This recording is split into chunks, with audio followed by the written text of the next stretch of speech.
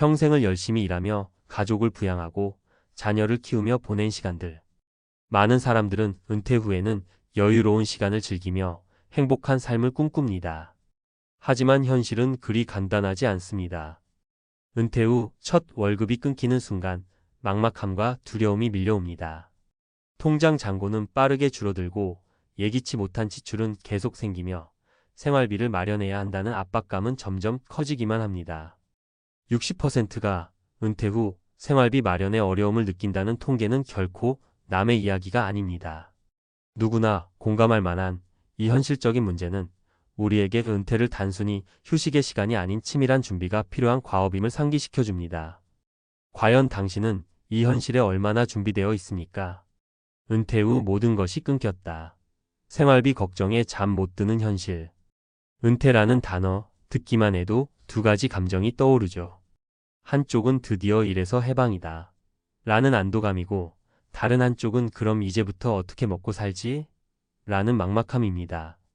특히 한 달 한 번 들어오던 월급이 끊기는 순간 찾아오는 공허함과 두려움은 경험해 본 사람만이 압니다.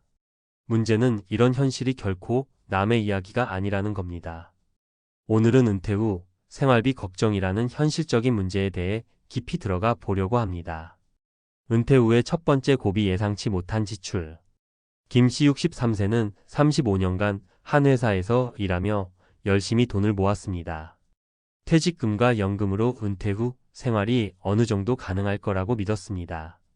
하지만 은퇴 1년 차에 갑자기 아내의 병원비로 목돈을 쓰게 되면서 계획이 완전히 틀어졌습니다.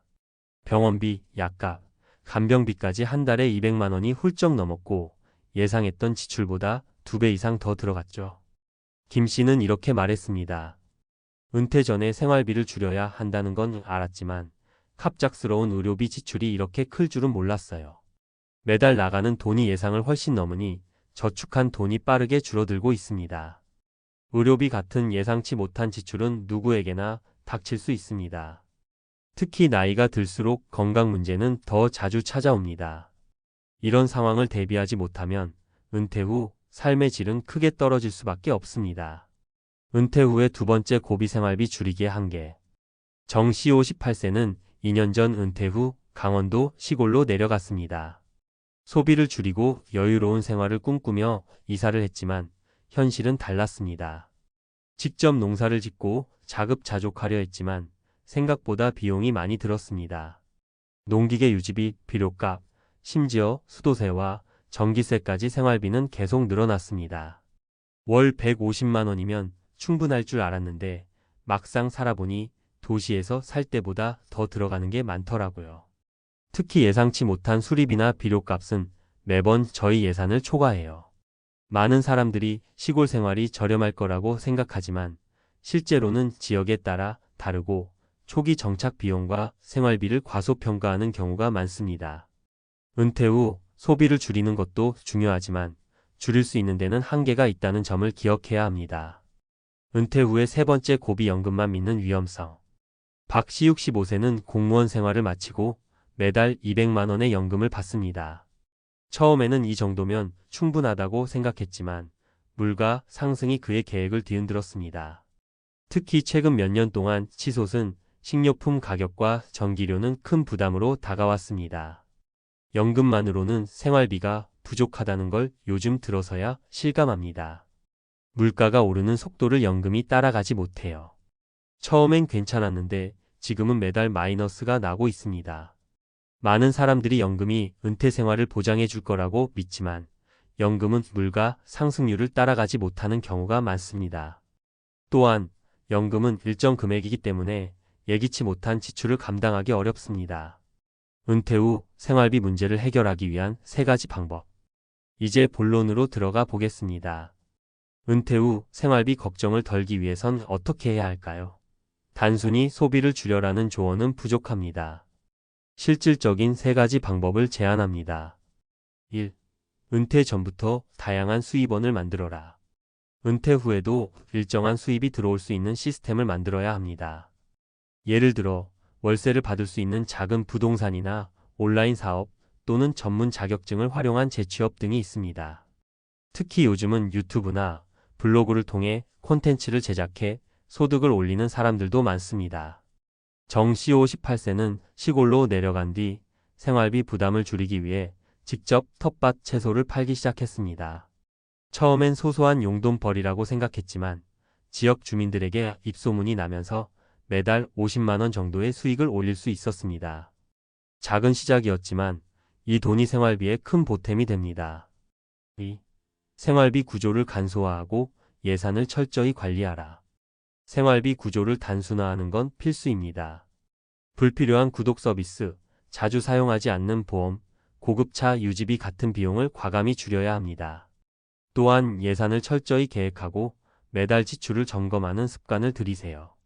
김씨 63세는 의료비 지출로 어려움을 겪은 뒤 가계부를 작성하기 시작했습니다. 처음엔 귀찮았지만 매달 어디에서 돈이 많이 새는지 알게 되니 소비를 줄일 수 있었습니다. 의외로 작은 사치가 큰 돈이 되더라고요. 지출을 통제하니 조금씩 여유가 생겼습니다. 3. 새로운 도전을 두려워하지 말라. 마지막으로 은퇴 후에도 새로운 도전에 적극적으로 나서야 합니다. 뇌의 활성을 유지하기 위해 지속적으로 배우고 새로운 기술이나 취미를 통해 삶의 질을 높이는 것도 중요합니다. 박씨 65세는 연금만으로 생활이 어려워지자 동네 주민센터에서 디지털 마케팅 강의를 듣기 시작했습니다. 이후 작은 온라인 쇼핑몰을 운영하며 월 30만 50만 원의 추가 수익을 얻고 있습니다. 처음엔 낯설고 힘들었지만 배우는 재미가 쏠쏠했어요. 은퇴 후에도 할 수 있는 일이 많다는 걸 알게 됐습니다. 마무리하며 은퇴 후 생활비 문제는 누구에게나 닥칠 수 있는 현실입니다. 준비 없이 맞이한 은퇴는 막막함과 두려움을 가져오지만 올바른 준비와 적극적인 실천으로 충분히 극복할 수 있습니다. 여러분의 은퇴는 어떤 모습일까요?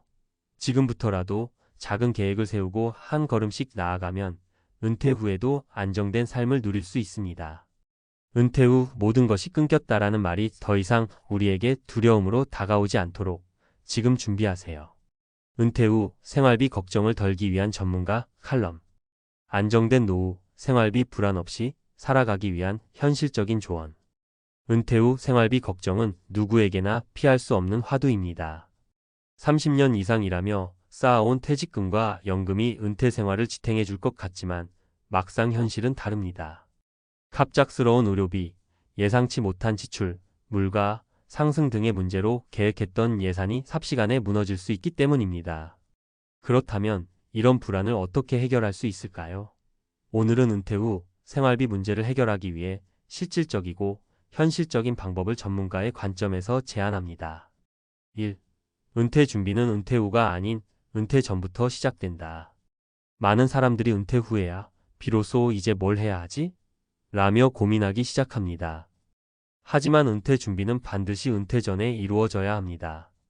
특히 은퇴 후에도 수익을 창출할 수 있는 다양한 수입원을 만들어 놓는 것이 핵심입니다. 예시. 이경수 CO 19세는 3년 전부터 은퇴를 준비하며 소소하게 유튜브 채널을 시작했습니다. 처음에는 퇴직 후 시간을 보낼 취미로 시작했지만 채널이 성장하며 매달 50만 100만 원의 광고 수익이 발생했습니다. 전혀 기대하지 않았던 수익인데 이 돈이 생활비의 일부를 책임져 주니 정말 감사한 일이죠.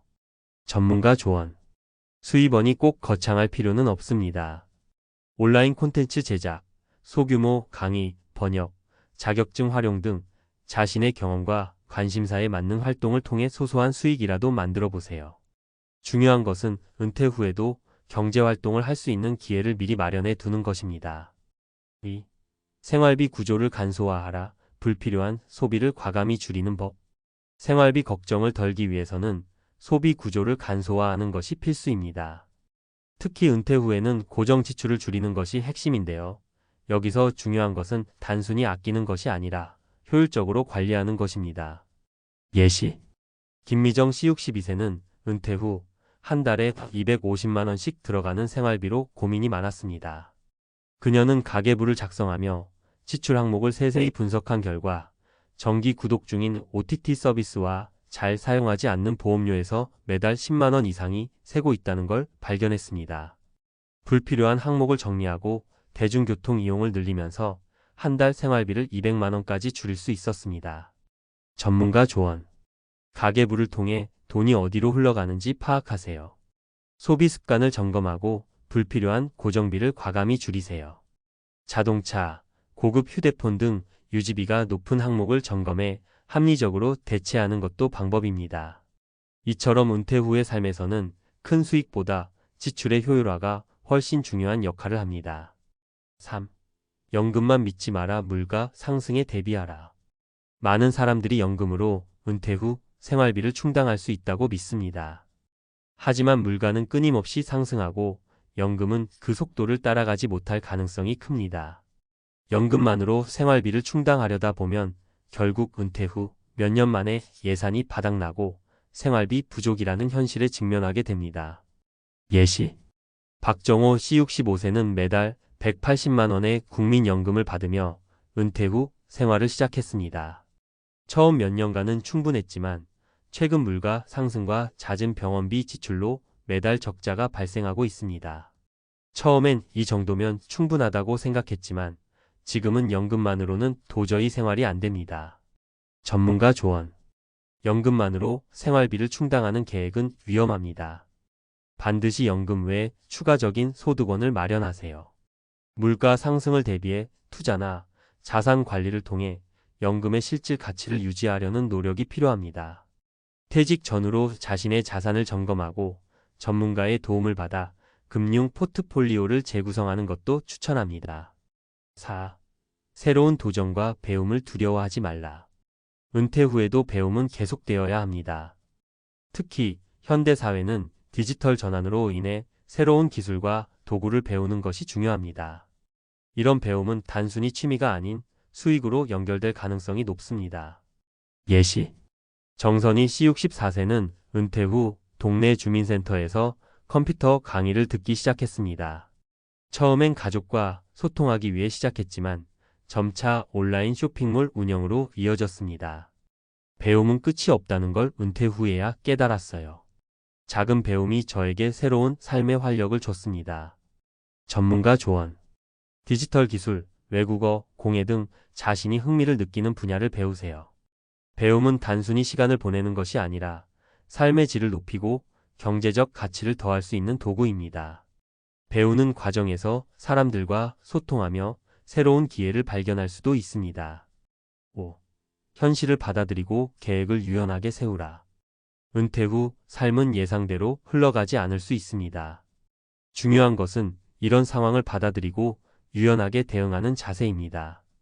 지나친 이상향은 현실과 부딪히면서 더 큰 좌절로 이어질 수 있습니다. 예시. 김동철 씨 67세는 은퇴 후 여행하며 여유로운 삶을 살겠다는 계획을 세웠지만 막상 현실은 다르게 흘렀습니다. 생활비와 의료비 지출로 여행은커녕 매달 생활을 유지하기도 벅찼죠. 김 씨는 여행 계획을 수정해 해외 대신 가까운 국내 지역으로 여행을 다니며 즐거움을 찾고 있습니다. 계획이 틀어졌다고 해서 실패한 건 아니더라고요. 현실에 맞게 바꾸니 더 만족스러워요. 전문가 조언. 계획은 언제든 수정 가능하다는 유연한 태도를 가지세요. 삶의 작은 만족을 찾아나가는 노력이 은퇴 후 행복의 열쇠입니다. 이상적인 은퇴보다는 현실적인 목표를 세우고 실행 가능한 계획을 세우는 것이 중요합니다. 마무리하며 은퇴 후 생활비 걱정은 우리 모두가 직면할 수 있는 현실적인 문제입니다. 하지만 미리 준비하고 적절히 대응한다면 충분히 극복할 수 있습니다. 은퇴 준비는 단순히 돈을 모으는 것에 그치지 않습니다.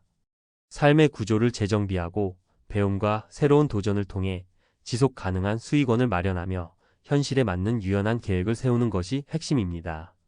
지금 은퇴를 준비하고 있다면 오늘의 조언을 실행해 보세요. 은퇴 후에도 걱정 없는 삶을 만들어가는 건 결코 먼 미래의 일이 아닙니다. 지금 바로 이 순간부터 시작하세요.